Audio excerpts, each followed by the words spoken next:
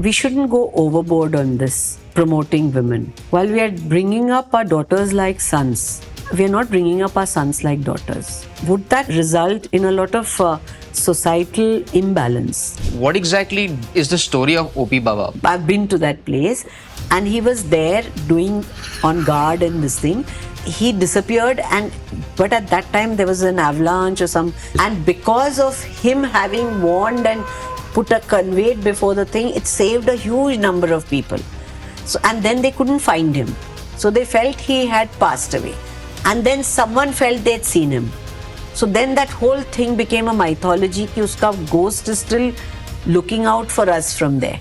And the Indian army leads from the front. Absolutely. No one, you never tell someone to do what you don't do. Right. I said, they'll never believe me and they'll never come with me if I don't.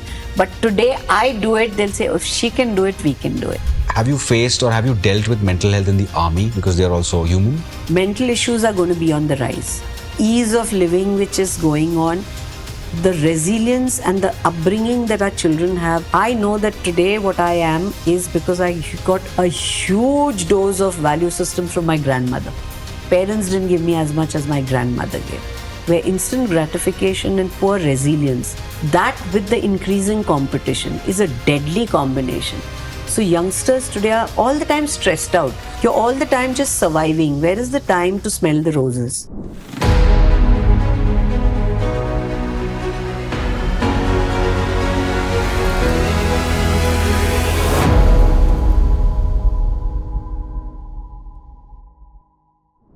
Namaste and welcome to this episode of the Oddcast Show. Today's show is very, very odd because we have a serial winner on the show. We have Lieutenant General Madhuri Kanitkar ji on the show. She's not just from the army, but now she's also a pediatrician. She's also the Vice Chancellor of the Maharashtra University in Nasik. And she's also serves as an advisor on the PM's Advisory Council for Science, Tech and Innovation. So I have been reading about her since the last 3 days, and it took me a long time to get all this together because there's so much that she's accomplished. And I would like everyone to just give a warm welcome to ma'am. Namaste, ma'am. How are you all doing? Namaste, Kunal. It's a pleasure to be here with you today. How do you feel to be on the first father-son podcast in the world? I mean, this is, I don't think I would call this odd. I just call it lovely. Okay. Thank you so much. Thank you so much. So, ma'am, we're going to talk a lot about your successes during the episode. But first, I want to talk to you about failure. So the reason I bring it up is because when I was reading about you, I also, thanks to the internet, we have so much information on you now, that you were an excellent student right from day one. You've got your straight A's everywhere. You also got the governor's medal in your 10th and 12th boards. Then after that, you've just gone on and on and on, just winning. Have you ever dealt with failure? Have you ever faced failure in life? I think it's a relative term. Probably the only time I failed an exam was the first part when I joined AFMC. And it shook me up because, like you said, I have my report cards very sweetly kept by my father, where stood first all along. But that was the first wake-up call that one realized that as I go along, things are going to get tougher. So I'll have to keep increasing my quotient. And but instead of feeling terrible about it, I guess I internalized, tried to analyze and what happened and changed a few things. And after that, again, I said failure is relative. If you take me by one lens, people can say, so what? She's an academician, but she's not among the highest in publications research, because we look with a very stringent kind of a, lens. So failure is a relative term. So if you look the same thing, when you put all the accomplishments together, it's a huge success. Absolutely. But when you look at individual, it may not be, it's not a failure, but it will not be as high as it should have. So I think it's the overall concept. Right. For example, if you look at it, someone would say, with those kind of straight A's, university merits, what is the standard line that was expected and was expected out of me? My own principal and director at the AFMC said, this brilliance is not for just joining the army. Why are you not letting her go abroad? That's what most people did, right? You kind of did MBBS, you went off, you get US MLEs. Even today, that's happening. But it was just not my this thing, and I roughed it out. I didn't get a post graduation. There were times my seniority was looked back, but I didn't treat them as failures. I said, okay, if it's this, I find if I can't go straight on, I find an alternative path, circumvent it, but reach my destination. I think probably the way, what am I getting it right, that you're trying to tell us, and this could be a good message to the youth also, because Yeah. a lot of people crumble when they face adversity or failure. Is it like you're looking at is at steps to success? It is steps to success. What I meant is, you decide your finishing line, you decide for yourself, and then whether you're a failure. Society has a different lens that they're looking at. It's a very stereotype. Right. Like, so Suved said he's doing this thing. How many people would look up and say, wow, that for him it's a big success? For all of us who look at him and say, this is a big success. But tomorrow, suppose he takes this up and doesn't follow his Purdue and I'm just giving a very personal example. People will say, oh my God, he gave up that to do this. So is that a failure? It's not. Because why should someone else decide for you what is a failure and what is a success? Wonderful. So I think that's what I meant by a Wonderful. relative term. We've got a very odd answer, but that's great. It's great. So also I want to just deep dive into, your past, when you first started serving in the army. I read an article where in Jodhpur in the barracks, where you were, you stationed yourself, you literally forced yourself in the barracks. Yes. And in those days, in the olden days, it was sort of like a taboo for, female officers to, be in the same barracks as male officers. And you insisted on being there. Why? It was just that I felt if I have to be part of anything, I have to be fully involved in that. So in fact, against my father's will, had joined the army. And then I didn't want to be looked at with a gender lens, that I can't do it because I'm a woman. And I felt if I've come there and I've been posted there not as a woman, I've been posted there as an officer. If 3 other officers are living in the same barrack, I must stay the same. It was again a this thing. And I kind of felt it a little, I didn't maybe not thought it, but when I look back, it was a little patronizing, no, you're a girl, you're very young, you can't stay out there. And there was a thing that I felt I must prove to myself and everyone that please don't look at me with a gender lens. Right. But ma'am, what's odd about that is that you've actually set the way, you set the tone, you've opened up that pathway for women in uniform to come and serve in our armed forces. Because today we have officers who are now, lady officers who are becoming the first fighter jet pilots, the first, naval aviators. We've heard of a lady who's now, served at Siachen. Yes. So that's, I think, you are the inspiration. In fact, I was just quoting this 2 days back. I was at this Women Lift program. And I said, when I went there, this thing was, this land has never had a woman set her foot on it. When I reached Kumar Post, to review the situation. And I just turned around, smiled and said, the days of a good boys club are over. I said, the women. So you shut down the boys club. Absolutely. And I said, if I'm the first, I'm definitely not the last.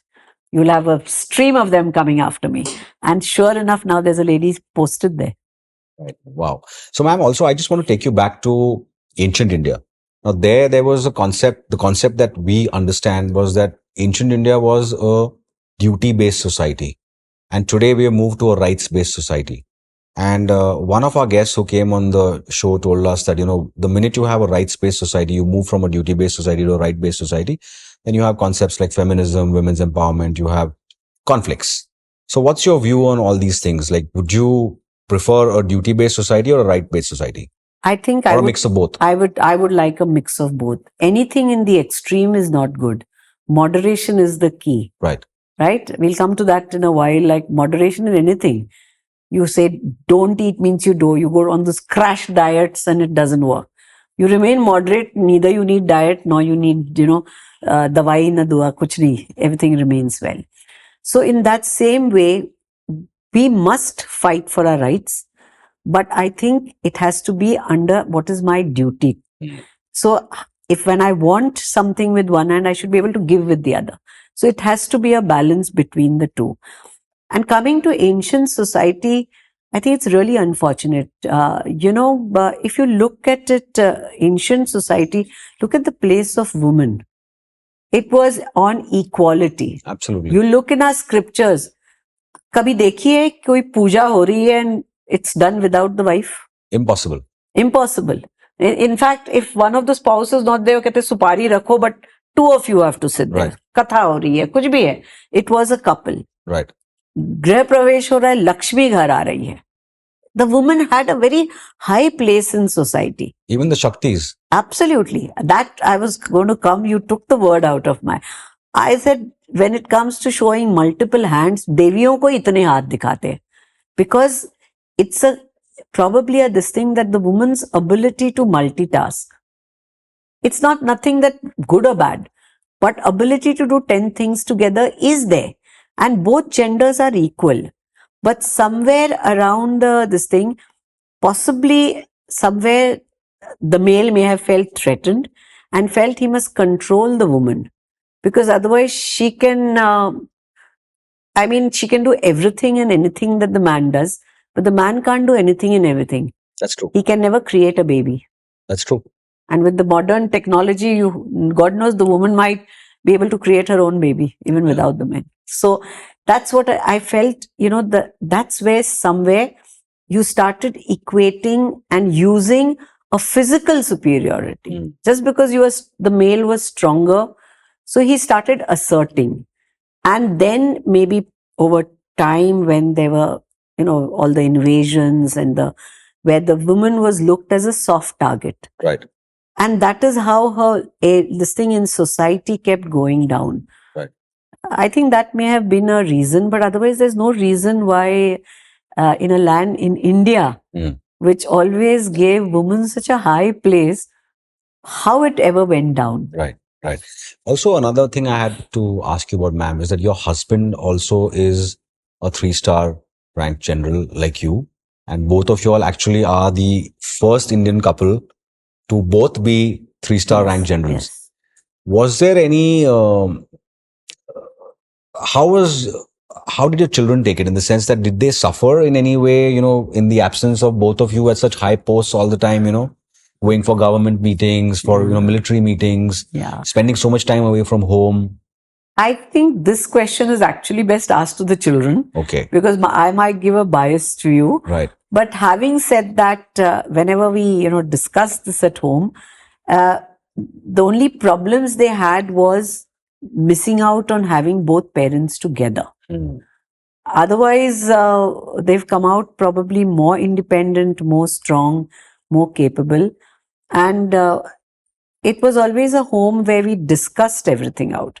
So if the children felt very upset about, that both of us are not there and not have time, I would always sit down at the table and say, look, this is what I'm required to be done. So do you feel, should I give up? And they'd say, you no. asked them that? Yes. Okay. Would you like me to just be a stay-at-home, like you always say, so-and-so's mother is always there? Or my daughter, when she was younger once, she said, ki, abhi to bimar padna padega, mom, that you will come on, then I can send you a call. As a pediatrician, I was attending all emergencies, calls. So at point, it did hurt, but I looked at it objectively. I mean, at most times, there were times where, and I said, it's the children's right to make you feel guilty about it. But is it really how important? So I'd say, okay, so should I just give up? And I'll say, whole time I will be at home. No, please don't do that. So it was taken in that. But they didn't want you at home all the time, although they wanted you at home, but they didn't want you all the time. Is it because, of the nickname Waghin? Is there anything to do with that? Are they scared of you? The Waghin name came in at MUHS when I joined. We'll come to that later. I was Hittu at home. Hitler too. Hitler too. Yes. And that I always was depicted in every cartoon with the Hitler moustache. But and my daughter still, anytime that she says hit two, you're going too strong. So that was it. But that also came from probably the difficult situation of most of the time being single parent. Because he would just come for the good dad coming for holidays, and being there for all the fun things. But adolescents, younger when It's they very needed tough. this, and an adolescent son, and then a daughter growing up through adolescence, and trying to be disciplining and being friendly. And it was a difficult tightrope. So course, that of course. I think was a difficult part. Right. So we have had Shefali Vaidya ma'am on the show, who's a very prominent Hindu scholar in India, and she's spoken a lot about feminism in ancient India. I would like to hear your thoughts on feminism now in modern day India. I think today feminism sometimes goes, honestly, I think it goes out of context. It is in your face kind of feminism. It is by the people who already have it all. The people who are crusading for it and have celebrating it or fighting for it are the women who've already got that into that position. True feminism isn't there where it's not for the have-nots. There are some women who are working for the have-nots, a lot of NGOs, but the rest of it is more like a tokenism of things to celebrate and have a women's day and cards and balloons and things. I mean, that's not feminism. That's one thing I feel strongly. The second thing I'm a little concerned, I've never voiced this, is we shouldn't go overboard on this, promoting women. Because while we are doing that, and this was something I spoke a couple of days back, I was with a women's, mentoring group. And I said, what bothers me is while we are bringing up our daughters like sons, we are not bringing up our sons like daughters. And they, in the long run, would that result in a lot of societal imbalance? And conflicts. Conflicts at the home front. Yeah. I mean, the girl starts putting rights, that I am independent, I am alone. And the boys used to growing up that I'm the son of the house and I'll sit there and we may have come back, but you'll get the cooking done, you'll get the kid looked after, and then the fight starts. So I think it's important to do both. While you this, but not to go overboard. Or for example, when we do these reservations and say so many only girls' colleges, just the other day at the university, I thought it was very relevant. Maharashtra University of Health Sciences has a scheme called Savitri Bai Phule Yojana, which gives financial aid to the poor girls. There's a financial cutoff and they're given aid. And I have started something very innovative called Kuluguru Ka Katta.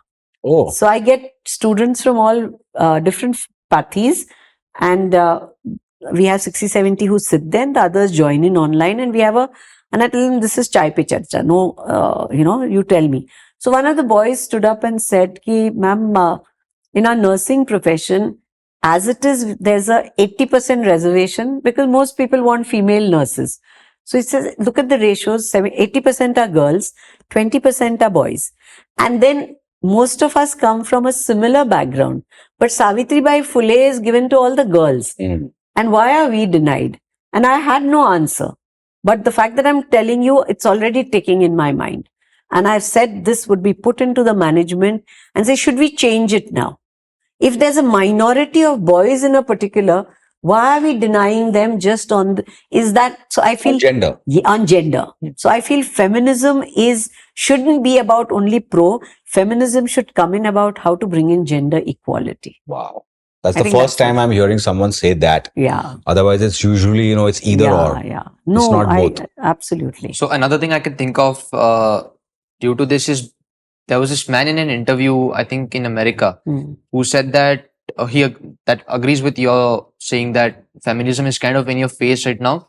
But he said that the modern working class lady who wants a family also is probably more likely to end up with a cat rather than an actual family because of her feminism ideology, because I want to be an independent working woman.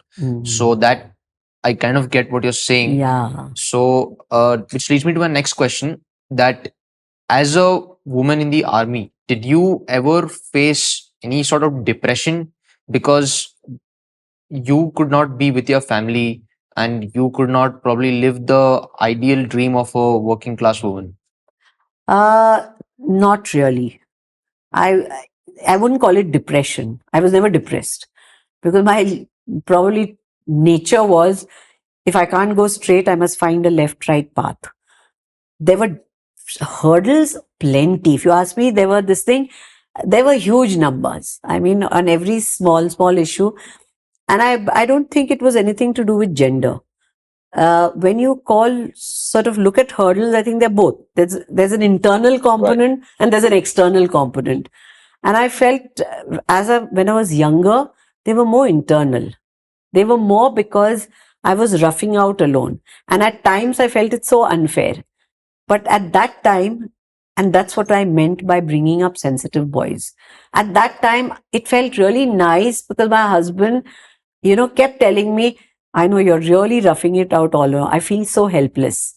But anytime it's really bad, I'll give up everything. And there were a couple of times in our career where he actually, a armored corps from the Pune Horse was a top-notch general, and everyone said, why are you axing yourself? But he gave an adverse career certificate to support me. And when I was doing my post-graduation, that was one time when I was doing my study leave and went for nephrology, he said, just don't think, do it. I'll take a step back.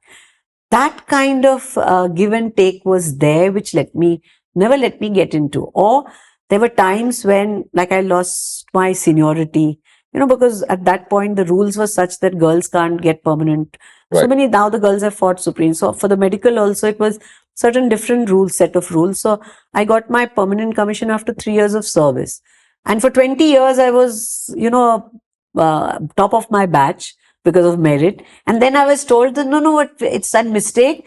You were short service. So I'm put from top to the bottom. Oh. So those were times, I felt very unfair. I felt like, I said, I've trained the same as the boys. I've done everything and maybe better. I've been a topper. Why am I being, sidelined?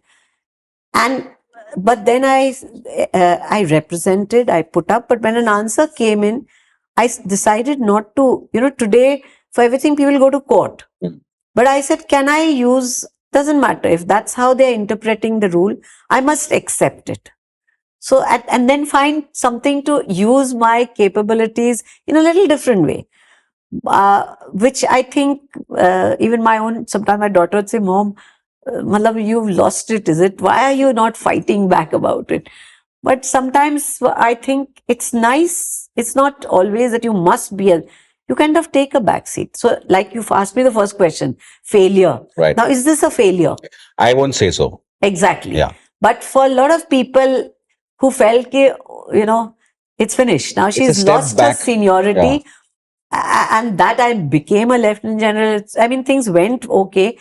But losing seniority on coming down by 20, 30 in a batch, and getting my full colonel's rank a year later, getting my brigadier's rank a year later, and the organization is so hierarchical, so steep, and age becomes such a factor to your next rank.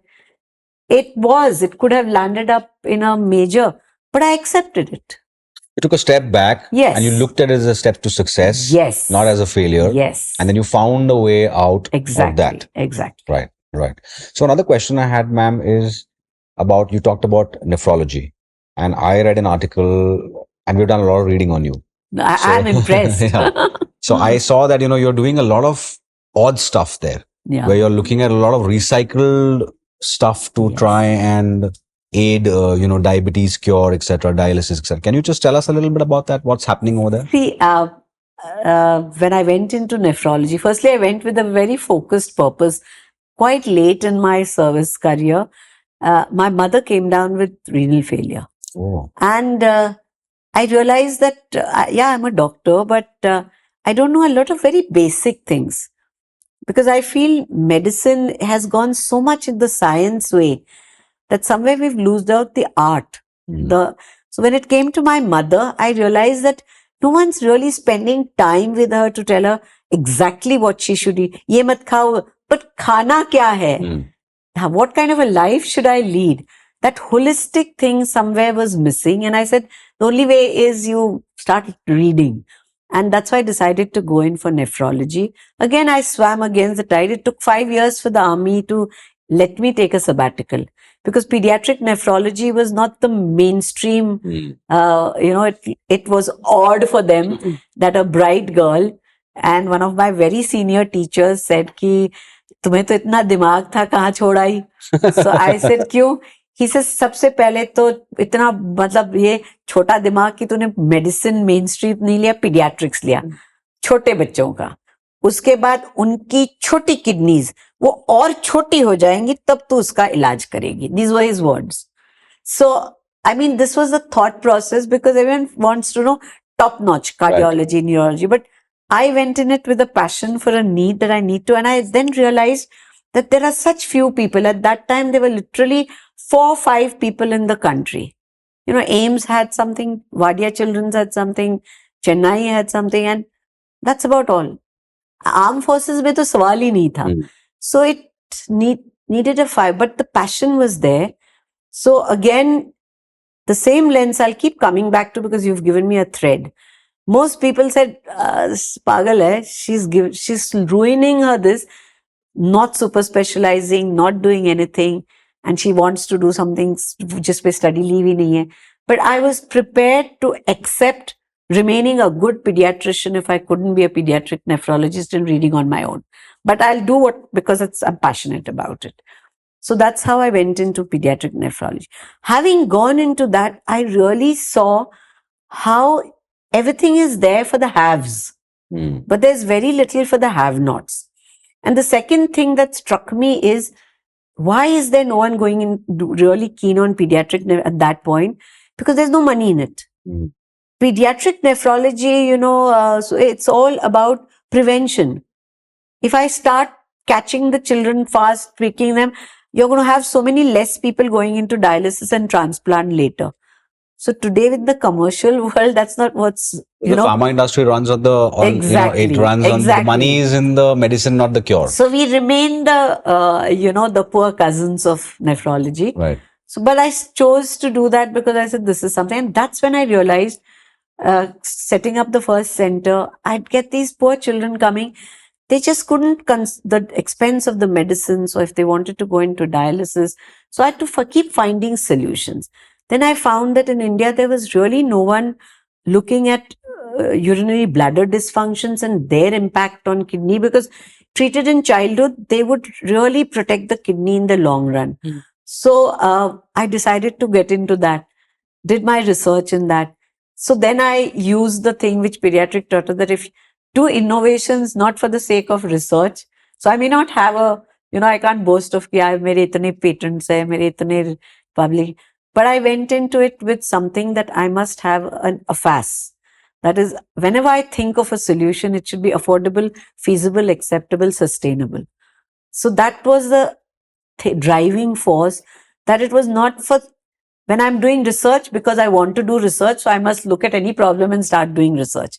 And the other is, I'm trying to do research because I want to find a solution for my patient. Absolutely. So most of that was there, and it required, and I found very small. And you'll be surprised of one small thing where this struck me even before nephrology.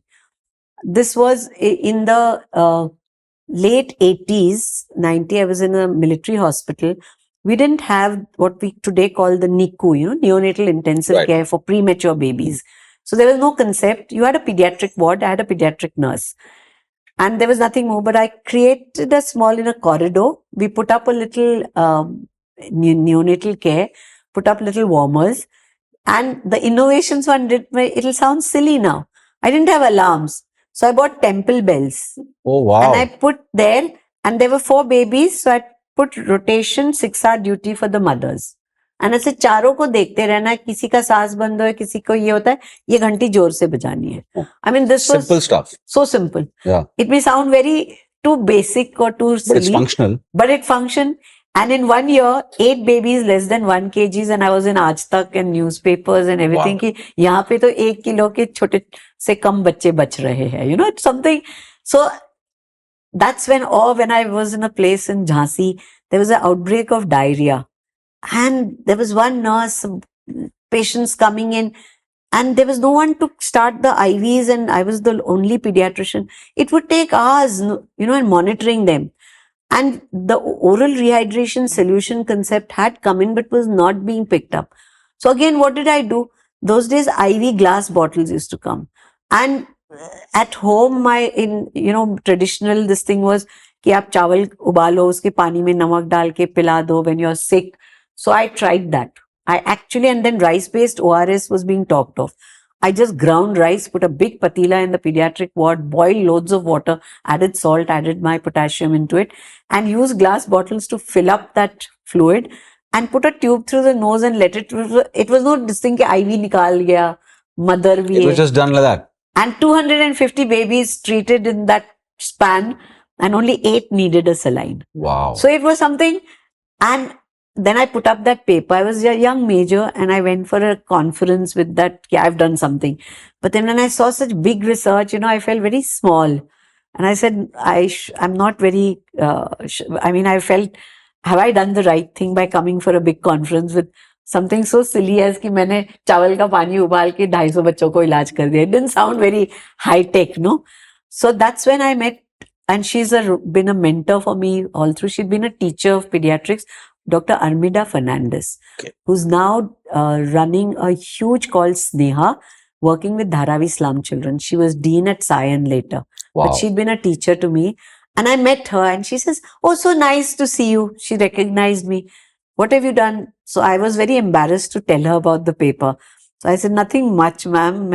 I've just done this thing, but I thought it would be an opportunity to come and meet everyone and present my case." And something she told me that I quote her even today. She said, "Madhuri, everyone wants to be, a small fish in a big pond. You're a big fish in a small pond. Be that way."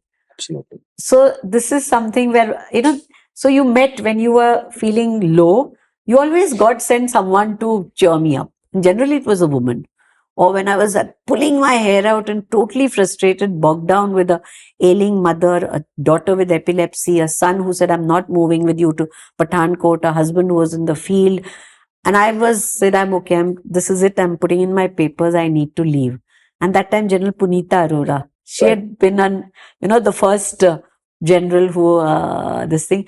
I met her and she says, "Don't give up. Ye din nikal jayenge. We'll be there. Rough it out. You can't give up." And I pulled back my papers. So somehow always someone came to, push me on at that time. Right.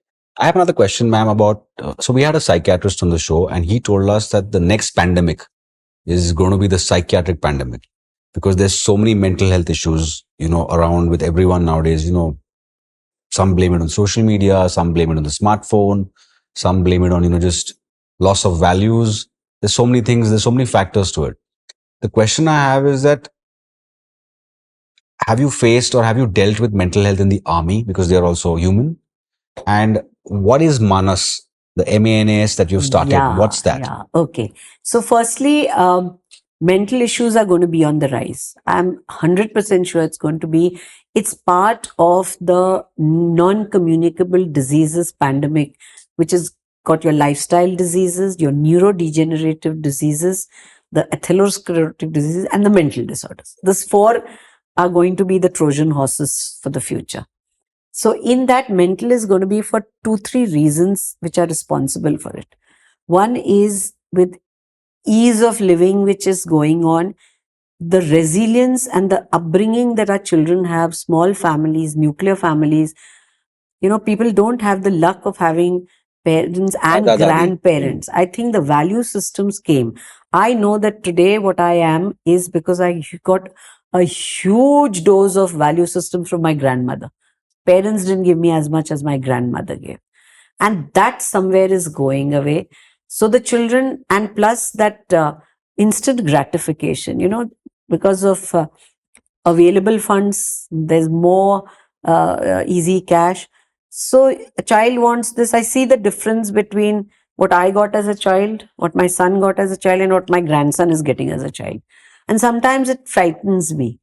That is this what is breaking or changing the environment and family ecosystem where instant gratification and poor resilience, that with the increasing competition, is a deadly combination. So youngsters today are all the time stressed out. I don't think as a teenager or a kid I ever knew the word of being stressed out. Yeah. But I find that a very common lingo, even when, I'm stressed. Yeah, That's it. I'm stressed. I just need a break. I'm stressed. I mean, it's become, and you can see in the mannerism. And to that, we've added the fourth dimension of social media. Yeah. So there's so poor interpersonal interactions, where people talk to each other. People have time for each other. The pace has become so fast. The world becomes so competitive that you're all the time just surviving. Where is the time to smell the roses? So that's adding to the mental woes. And what Manas came in was, I've been part of the STIAC. What is Manas, ma'am? So Manas is a mental augmentation of normalcy system. That's how MANAS comes. Yes. Okay. So it's an acronym. And this was envisaged at the PSA's office in one of a chance meetings. There was a scientist, Dr. Ketki Barpat, who'd come from a psychology background. So she said, and COVID times was terrible. Challenging. You kept, people were even more this thing because they went on, they didn't have outlets. So we said, how do we use this time to build resilience? And we found a lot of apps which were uncurated and they were there. We also felt that, can we use something to improve mental robustness? So Manas was envisaged as that and done. The first part was done as a trial test project. And that was, we decided that one size can't fit all. It needs to be tailor-made differently for teenagers. It needs a different for women, needs different things for elderly. But at the moment, the so-called most stressed out is the ones who are just at their career, the young adult. So if you take the teenager to 35 age group, that this thing which is there, that is the age group which needs some tools by which to increase own. And this generation is more tech savvy. I have to ask, sometimes I feel I'll next be asking my grandson how to run an app. But having said that, we felt that a sermonizing lecture is not going to work. Even workshops, people don't have the time to come together. Right. But if we gave an app which could be downloaded and used, where you taught what good old, there's nothing new, which time management, good sleep, mood, these things. How do you, connectedness, because everyone's on there only social. Yeah. How do you connect to people? How do you interact with people? I thought these were life skills which could be done. And what we thought, we should do it in a very scientific way. So we took, the two NIMANS, Bangalore and AFMC. AFMC, because I'll come to your thing about the armed forces, has a very structured this thing of. So we brought psychologists from these two institutions and we got software from CDAC Bangalore. And that's how it was a three, these things, who will develop the real prototype in such a way that people anonymously, but at the same time can use it, but we do not get to know the data privacy is ensured.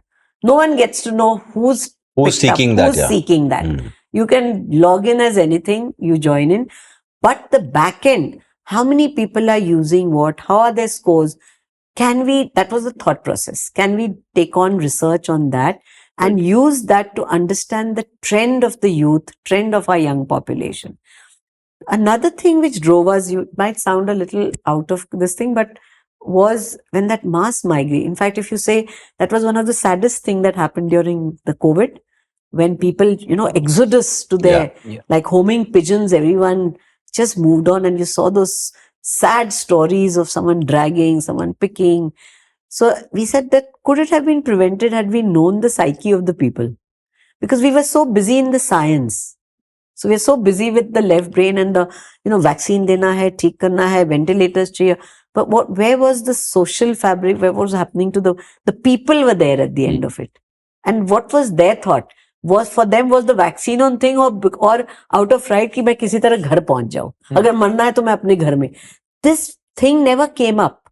It never came to anyone's mind. It never came to anyone's mind. So that's when we thought that can we have, generally we say okay, things are going well, everyone's doing well, but there are too many coming up with dropping scores. So can we do back-end research? So with that in mind, this was developed with the hope, and the hope is still there, we haven't given up, is that at some point this would be a test project used, and if it's working well, then because all these need a lot of money, need a lot of investment, and then more than that it needs someone to house it. Right. Ownership.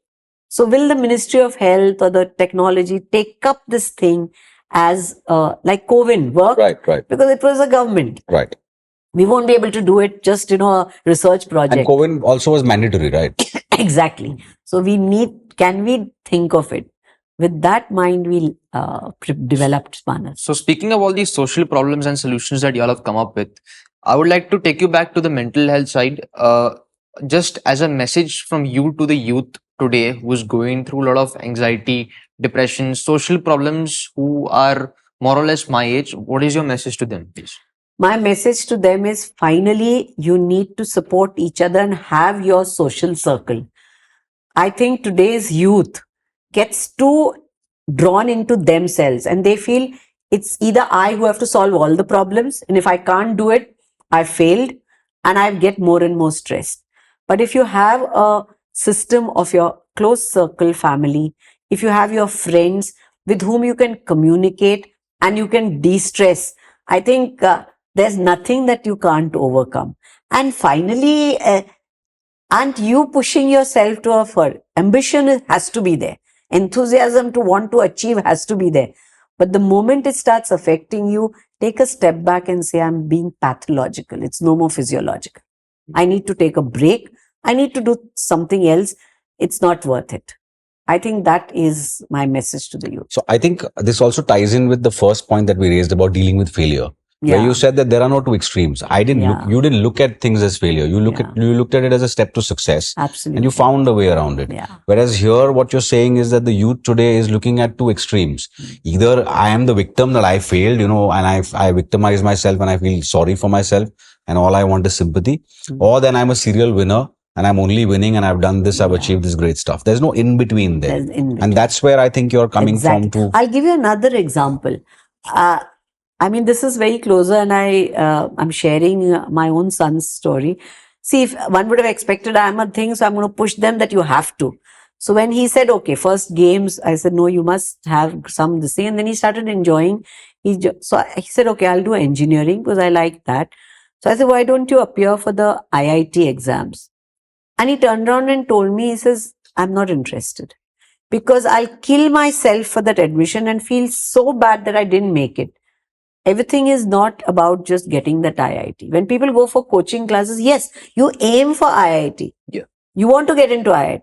But I don't think it's the end all that if you don't get into IIT, you're a failure. You've learned so much. You can join any other college and make life from there.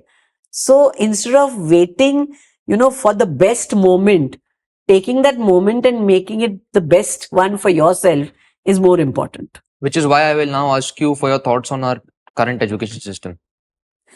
Current education system is going through a transition. So what I want to say is, we've realized that we for too long were ruled by, we've had a colonial rule. Our education system was destroyed. Yes. So with that came in, and it is said that you want to really destroy a nation, don't bother about killing its people, just destroy the education system. You can destroy it. So I guess at some point, well-meaningly or ill-meaningly, I don't know what the intentions were, but a whole different system. And also, I think historically, if you see, we had centers of excellence, whether it was Nalanda, whether it was, the old universities, but they were not in the reach of everyone. Yeah. So when you talk of today, when we talk of DIE, of diversity, equity, this thing for everyone, inclusivity, you want something that is available to everyone. So that was like, who go to the, certain community, certain class, who went there and became the Gyanis. They were the rest were the peasants. So that class divide had come in, and people didn't get an opportunity to do that. Using that weakness, I guess they tried to bring in a thing, and we were going through an industrial age where we needed mass production, so quick blocks out. You're not looking at an individual person and seeing how best he will develop, which was there in our olden system, where you had the Gurukul system, Right. where it was between the teacher and the taught, where most of it came in through everyday connectedness. It was mostly Shravan and oral, Right. right? Shrishti and Shruti. Both, Yeah. just listening to it. Absolutely. From that, it was quickly make textbooks, get into the thing written. You had that period, but then you could produce mass people with the degree, which was of a standardized. Right. That degree was getting, so it said, okay, a person who's done is assumed to have gone through this much and therefore can be employed in your industry, in your factory, and be done with it.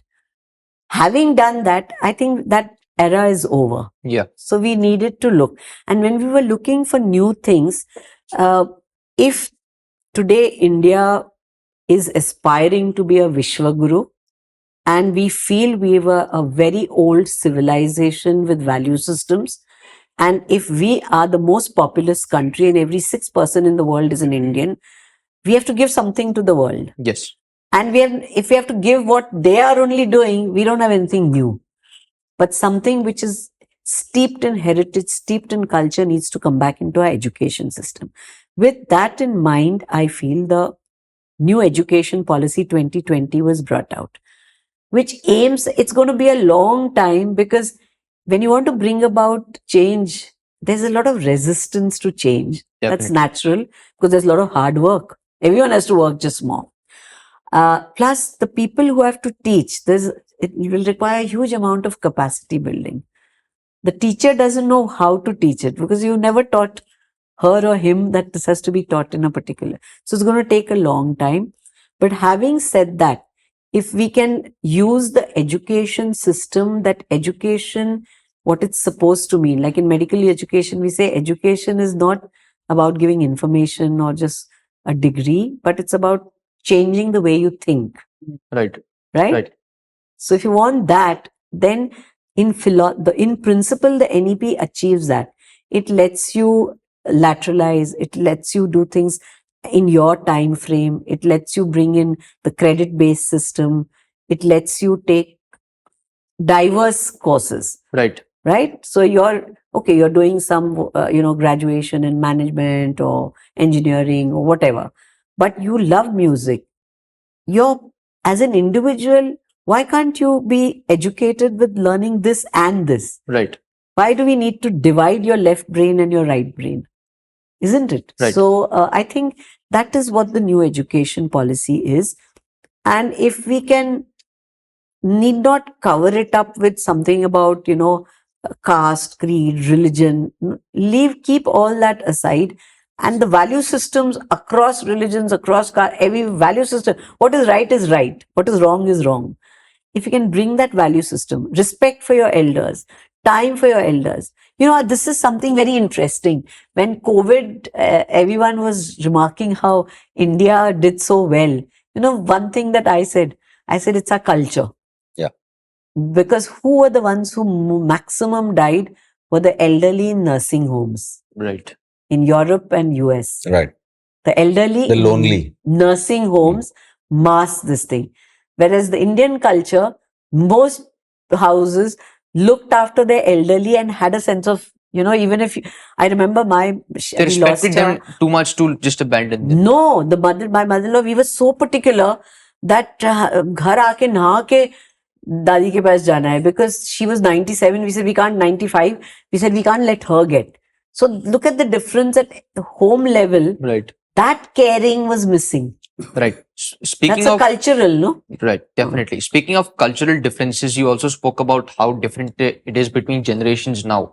Like the kind of culture you have inculcated throughout your childhood and the kind of culture I have inculcated are two very different things. Speaking of which, I want to know if you were in a state of power to decide whether it is mandatory for my generation to serve in the Indian Armed Forces for 2 years, like South Korea does, would you implement that? I wouldn't mind. If there's I'd have to look at how it can be done, but I wouldn't mind encouraging them to, without, and gender neutral, if not all, at least maximum to get in, because it sort of, what we are lacking today is a nationalist spirit. Right. Nationalism to the majority is 15 अगस्त को एक झंडा वंदन किया, और 26 जनवरी को एक झंडा वंदन किया. That is nationalism. Or your nationalism comes in when you hear patriotic ki, Batra, how he lost his life in Kargil, or there's a war, and then suddenly everyone gets now. Or it's an India-Pakistan cricket match. Absolutely. I mean, that's not nationalism. Nationalism, I mean, luckily or coincidentally, as a child, I was for many years in Japan. And the kind of nationalism that is there in every child, even a small child won't throw a piece of this thing, anywhere. And even 3 years back, we 3 sisters went back to relive our childhood, and we found nothing has changed. That is culture. That is nationalism. And I remember in one park, we kind of observed that dustbins bhi itne nahi hai, kaise saaf rakhte? And we just asked them, how come there's no this thing? They said that even if people come and eat, they take their thing back home. Okay. They won't dirty a public place. They'll take their own kachra home and dispose it. We are so far from it, no? Whereas, again, now we are talking of climate change. It sounds cool. Sustainability, reuse, recycle, reduce. But that was the culture I got from my grandmother. If I have to, without these buzzwords. Without the buzzwords. She just said there's no need to have so many clothes. I have grown up with 2 saadiyan hoti thi meri, ye. Do you really, if you don't need it, don't this thing. Go and give it to someone. As a small child, I'll never forget these things. I didn't finish my dinner. My grandfather picked me up and we were in Bombay, Badwar Park, Kolaba, where my father was in the railways. He took me out and took me along the Jhopadpattis. And he said, just see the children there. They don't get food to eat. How can you? I don't think I've ever been able to throw food after that. So these are value systems which come to you as a child. Right. And I think it is, the other day I was saying, I said, we are to blame. We were having this thing, and I said, actually, we have to question ourselves. Are we doing it at home? Are we doing it in college? And I could say it because I've done it. I mean, even today when I spoke, I went back as a faculty, I went back as a dean. I didn't go there just in a position of authority, but I went there with a position of responsibility. That I have these 700 kids now. Pehle to mere 2 hi ghar mein And they're the. listening to you. And they're listening, they're looking up to me. I have to be strict with them as I would be a mother with my own children, because they are like a gurukul. They're all living here. So if 3 days in a row morning class में नहीं आता था, I used to send a training officer के hostel में देख कहीं ज़्यादा कोई उल्टा सीधा काम तो नहीं कर रहा है. That was the kind of, and I got the nickname. I've got so many nicknames. फिर मेरे को राजमाता बुलाने लगे, and they started, imitating in plays, Mogambo जैसे कि. Oh. हाँ, वो बड़ी नाटक वाटक भी किया. They imitated you as Mogambo. Yes, because I used to be particular about attendance. I mean, I'm sure if someone listens, they'll send back to me कि ma'am बहुत सही आपने बताया. Exactly ऐसे लगता था. At one of these plays, there was a girl laughing and talking like me, hands and this things, and then you could make out she's imitating me, and she says, "ले आओ सबको एक एक," and they were marched up in a, कितने attendance तेरे, and then they said, मेरी तो 87, अच्छा 13% कम है. Out, kahin nahi ja sakta hai. So this was the fun part, So I think that is what is important, that if each one of us, each teacher today, each principal, each parent taken that I am not just giving to my child, but I have to give, through my child, I have to give back something to my nation. If that spirit, then I start giving him or her value systems. I think that's so beautiful the way you put it. Yeah. Right. I have a question particularly about your career. I believe you have held a post in Siachen, if I'm right. I wasn't posted in Siachen. I was head of medical operations for the Northern Command. So that involved, we have the 3 corps there, 14, 15, 16, which is Jammu, Kashmir and Ladakh. Okay. So we had taken a small trip to Ladakh some time back, and over there we went to the farthest point where a civilian can go at Siachen. And over there was a small, I wouldn't say temple, but religious place, because in the Indian Army they believe in the Sarva Dharm Sthal. Sarva Dharm Sthal, everywhere. So over there was something very unique at the back of it, where all the deities and of other religions were placed. There was a bedroom at the back, and I was lucky enough to hear from the Jawan what it was. What it was the bedroom of I forgot his Soldier. rank. Soldier. Yes, his name is O.P. Baba. So I was just going to say, you must have seen O.P. Baba's this thing. Yeah. Absolutely, because... Are the legends true about him? Yeah. See, these are just the way, I mean, you can question the entire epic. Yeah. Is it true? Is it mythology? If you start getting into the scientific thing, it's this thing. But I think faith can move mountains. Right. And when you serve at that positions, when you serve in those difficult times, it's not only because of full, 100% patriotism. You're doing a job, but you need something to go. You need that extra. You give that extra.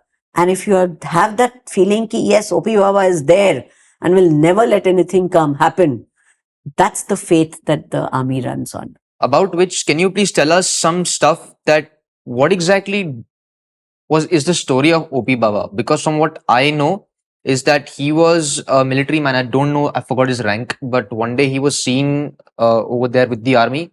Then he disappeared, and then again he was seen a couple of weeks back. Then he disappeared for good. Nobody ever saw him again after that. Yeah. So he was on this real outpost area. Okay. I mean, even I may not remember exactly the story, but what I've been to that place, and he was there doing on guard and this thing, and he disappeared. But at that time there was an avalanche or some kind of a natural calamity. And because of him having warned and conveyed before the thing, it saved a huge number of people. So, and then they couldn't find him. So they felt he had passed away. And then someone felt they'd seen him. So then that whole thing became a mythology ki uska ghost is still looking out for us from there. Right. And so they started, it's followed to such a thing that uska bunk, uski trunk, uska uniform sab rakha jata hai. Har saal usko warrant leke chutti bhi jata hai. Yes, I've heard. वो train की ticket कटती है. He goes there. It is just because there are hundreds who come, will listen to that story, and while he roughs that out, he says, okay, there's one man looking out for me, O.P. Baba. He's like a guardian angel of... Yes. I was also told that the bedroom that is there at the back of the Sarva Dharm Sthal is that it's made like properly in the night, and the next morning it looks like it's been used. Yeah. And nobody goes there. So one doesn't know. Again, see, these are all stories that is there, that yes, he comes and sleeps there at night. But it also could be part of the ethos of the regiment. You just told me Vikram Dogra was here with your speak. He's from Pune Horse. Right. They call themselves Fakr Hind. Yeah. And there is did he speak about the hand of Allah? I don't know if he spoke. But otherwise... I'm not sure. I don't think so he spoke about it. Okay. In the Persian War, the regiment had got this hand of Allah with its inscription. It's a silver hand. It's in their quarter guard. And its replicas are there. And it is believed by every person in the regiment ki come what may, hand of Allah will protect us. It's got nothing to do with, there is in religion. I mean, if you see, the troops are all Rajputs, Jats and Sikhs. Nothing to do with Allah.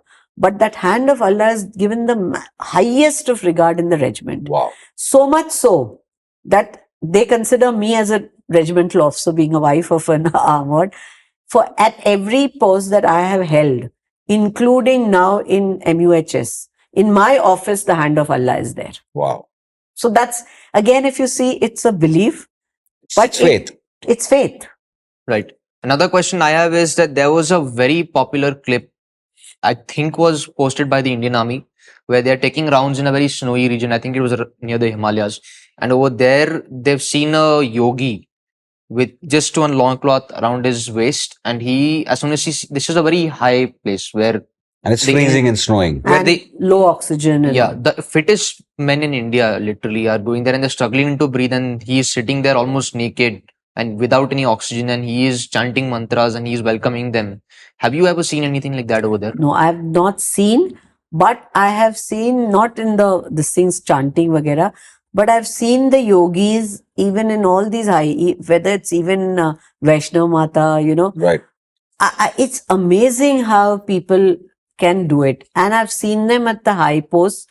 Everyone's in such thick wools, but they continue to have absolute those orange robes, which Right. are very Yeah. little, and they can manage with it. Because finally, it's a question of willpower and training your mind and body.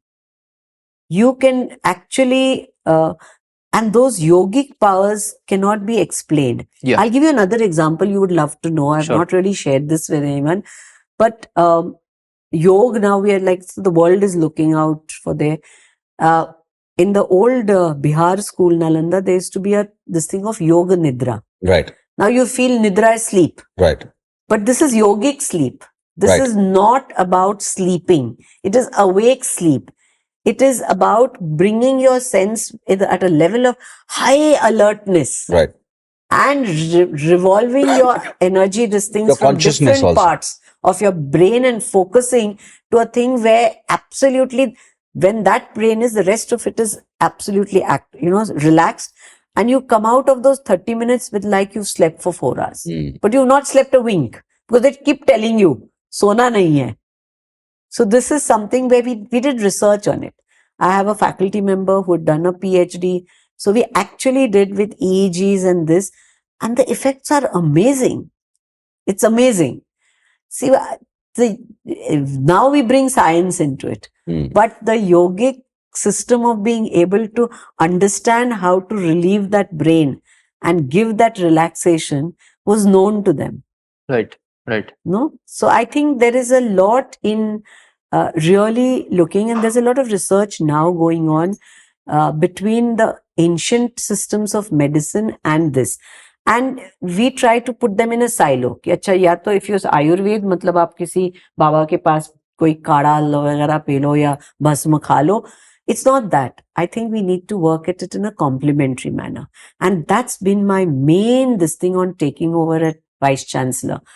That it was a health university. Somewhere we made it a treatment of illness university. There's a difference Very, very between beautifully wellness put. and illness. Right. मतलब doctor है वो बीमार को इलाज करेगा. But we didn't look at it, but it's called Health University. It's not called a Maharashtra University of Disease Sciences. It's Maharashtra University of Health Sciences. So I decided to approach it like that, and therefore selected a pro vice chancellor who had been a dean at Ayurved. And we are looking at actually integrating and doing Coexisting research. with all the. Coexisting. We've created a integrated research center called Drishti. So there's a lot of things happening. And that's being really looked, because I feel solutions to our today's problems cannot come from pure allopathy. Allopathy can cure, but can you start preventing it? And that probably will have a better edge. Having studied allopathy all my life, I feel there's a lot that is there. The colleague who's come with me, I don't know if he's here. He is, he's from the Ayurved background. Oh, wow. Absolutely. So now we are really in the university having a coexistence and thinking out problems, trying to solve them together.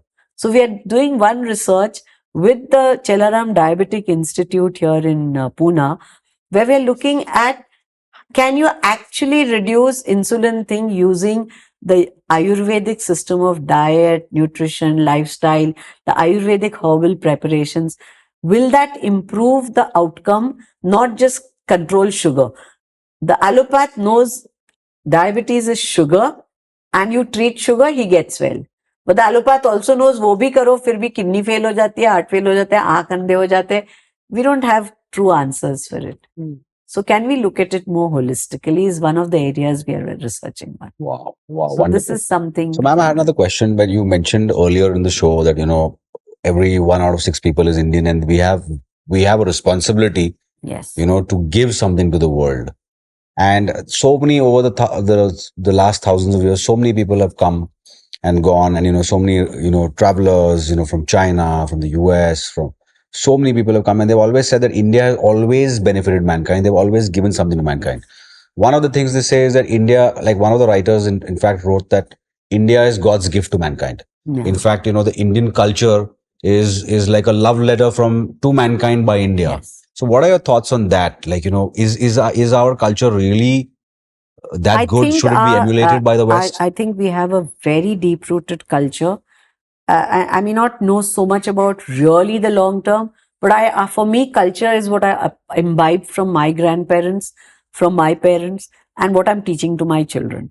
That I feel is culture. But and having said that, if people who have had the opportunity are the lucky ones to have all this, so they have the ability to give. But there's a lot of our youth who doesn't get exposed to all this. And today, it's not just every sixth person is an Indian. Do you know the youth? We have 65% of our population, which is below 35 years. And 50% of our population is below 25 years.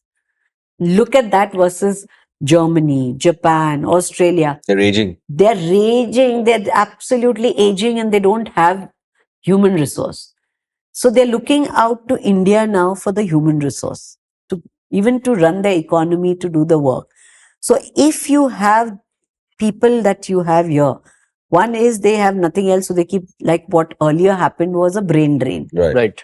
But instead of looking at it as a brain drain, if we say that we have people who go with these value systems, with these cultures, and spread it to the world out of not a purpose, not a missionary, not we're trying to implant Yeah, them we're to not trying to spread enforce, religion. yeah. It's like being a No. Vishwamitra rather than a Vishwaguru. Yes. So that is where I feel we have a lot to give. Right. But for that, we have a lot to do. Yes. We can't give what we don't have. Right. मैं वही दूंगी जो मेरे पास है. मेरे पास बच्चे हैं, but they are themselves don't know their roots. They themselves are a stressed out lot. That is where the importance come of reaching out to the youth, that you are the future.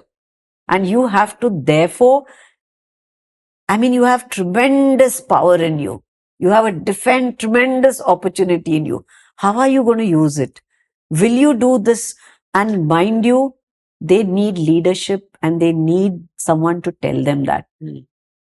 I found a tremendous potential in the youth, what they can do. I'll give you another example.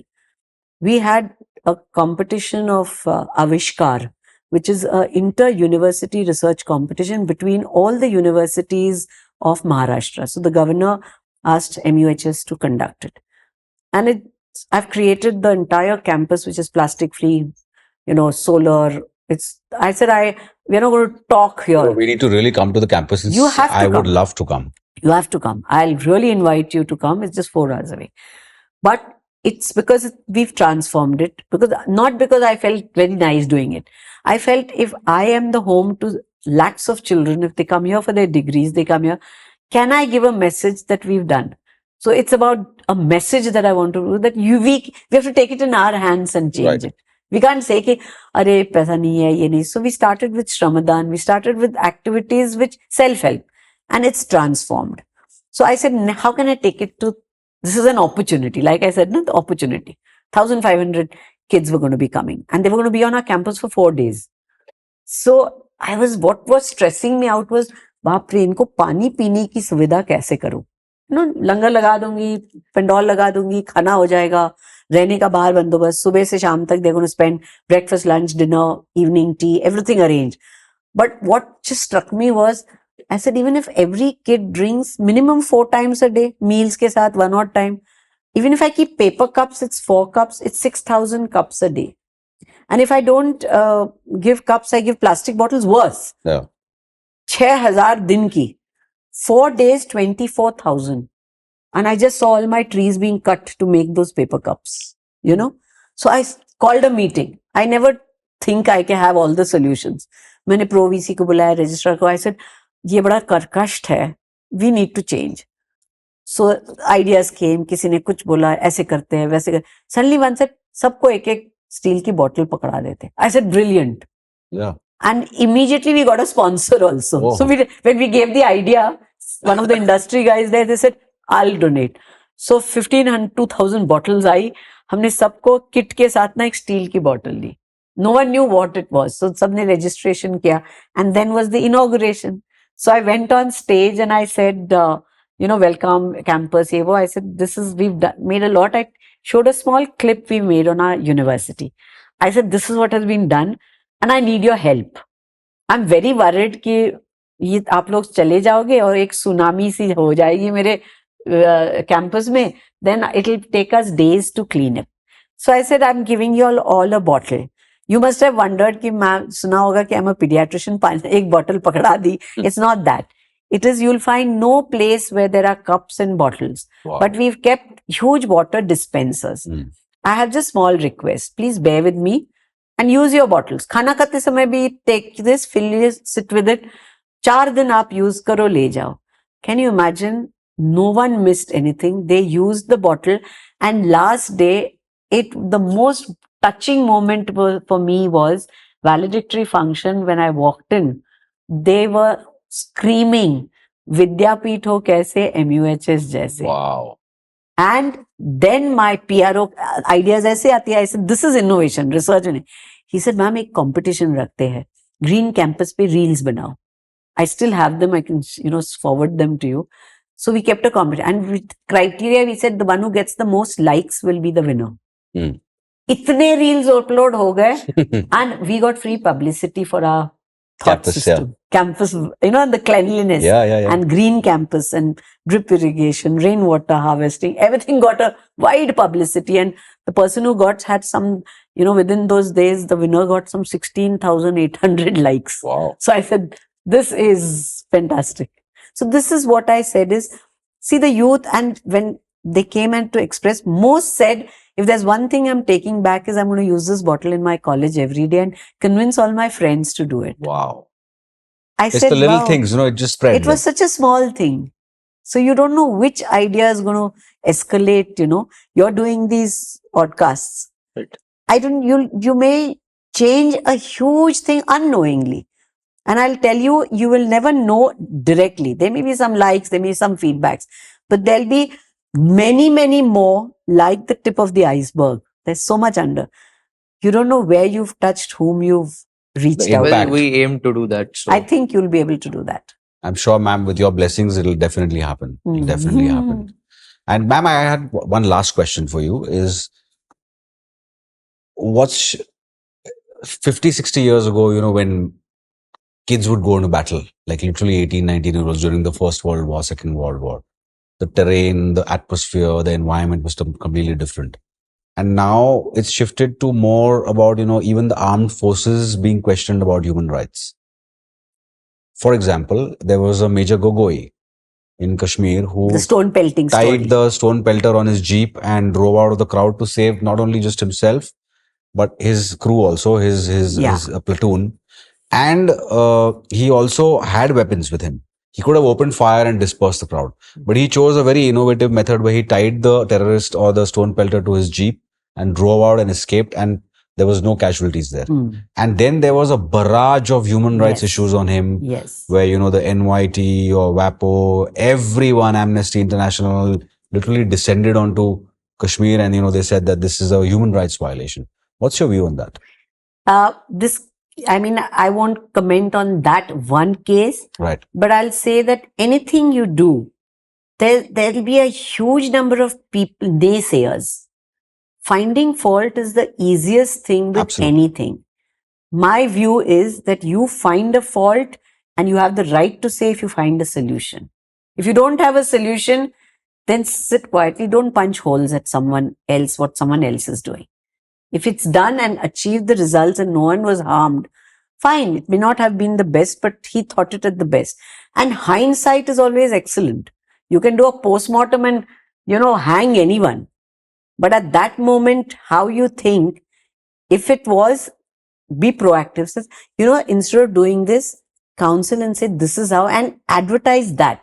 He did this, but this would have been a better way of doing it. With the solution. With the solution. Right. So, and Not I follow that. No, I follow that even today. Whenever there is a chaos happening and, the vice chancellors get together and say, ye galat hai. I said, then let's collectively give a solution. Otherwise, if Otherwise, what's the someone point has of saying thought is galat? about it, गलत किसी को बोलना बहुत बहुत easy easy है, but उसमें solution निकाल के proactively काम करना is what is difficult, and that is what is required, I think. You know what's odd, ma'am, is that, you know, when you agreed to come on the show, I was a little scared because I thought, oh, you know, army general, you know, must be like a Hitler types. But what's odd is that, you know, you're so soft, you've got so much of empathy, you know, you've got such a radiant smile on your face all the time. And I think that just set the tone. When the minute you walked into the door, I was relaxed. I was calmer. And otherwise I was so worried that, you know, what are we going to talk about? Thank you so much. Yeah. I always tell everyone that you have to be like a coconut, tough outside and soft inside.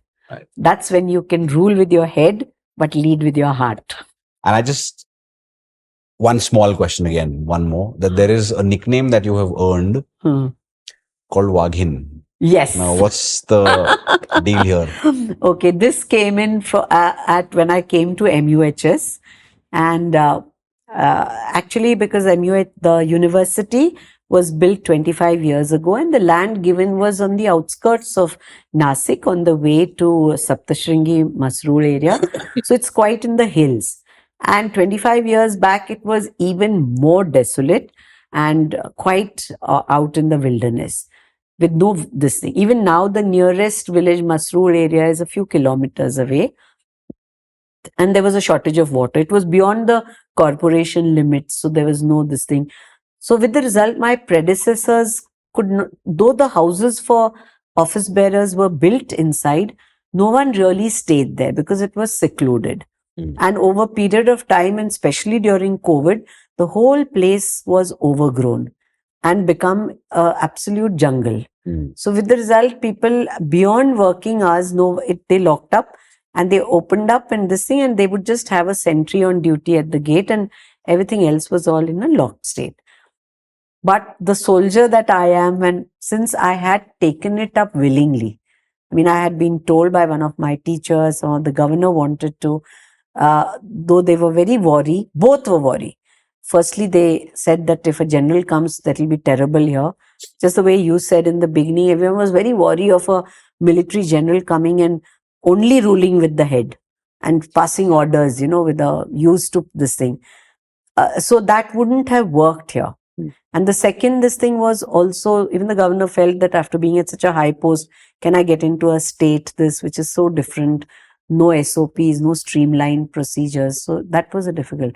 So that's why when I went there, but I felt as that the military teaches you two things. One is have your boots on the ground.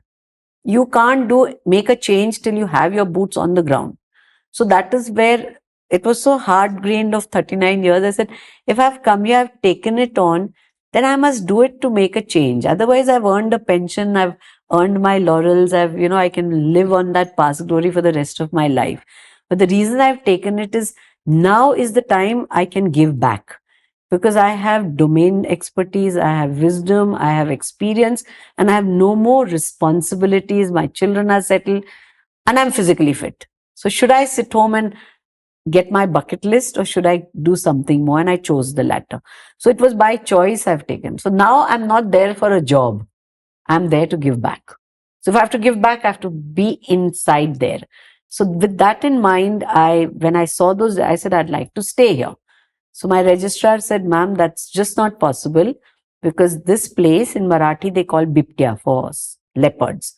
So they said, this place is infested and you have very often wild animals, biptya, snakes, they're all, even now in our garden, snakes keep coming out. So he said, that's why you can't live here. It's too much of a jungle. And I don't know what came over me. I just mentioned to him ki if that be the case, then the campus needs a tigress. In Marathi, that's a Waghin. I said, Waghin आल्यावर बिबट्या जाईल, shop जाईल, मी इथेच राहणार. So they all laughed and they thought but I followed it within 3-4 weeks, just basic initial repairs without a kitchen built up, without, even the first day they didn't no curtain rods also.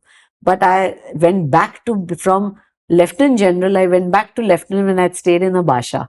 I said, if I could live, then I can leave, and I have to lead by example. And the Indian Army leads from the front. Absolutely. No one, you never tell someone to do what you don't do. Right. I said, they'll never believe me and they'll never come with me if I don't.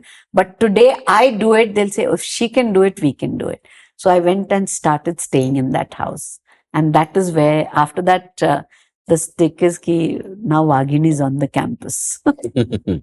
So wonderful, ma'am. Thank you Yeah. so much for coming on the show. Thank you It's so been much. so beautiful to have you here, and we've learned so much from you. And I hope that we, get the opportunity from you, the invitation from you to come to your campus and see it. We have Because to we have would you. love No, to- Kunal, love to Suved, see both it. of you all should. And I would say, please bring Auntie also. Of course. Because we she will. would love the peace, serene. And now I don't call it university, this thing. I really call it the MUHS resort. Right. Because we've set up, and with that integrated, we have a Panchakarma center, Wow. in-house setup. We have a research center, in-house setup. It's absolutely, I'm not selling it. I'm so proud of it. Right. And with that, that's because I've not just myself, but I've tried to develop an ownership of the people who work there. The Prime Minister says you have to make people into karma yogis. So I Right. feel somewhere I've touched a chord, and my karmacharis have become karma yogis. Wow. So that's what I feel. That's wonderful. That's wonderful. Thank you so Thank much, you so ma'am. Thank much. you so much. Namaskar. Lovely meeting you, and keep up the good work.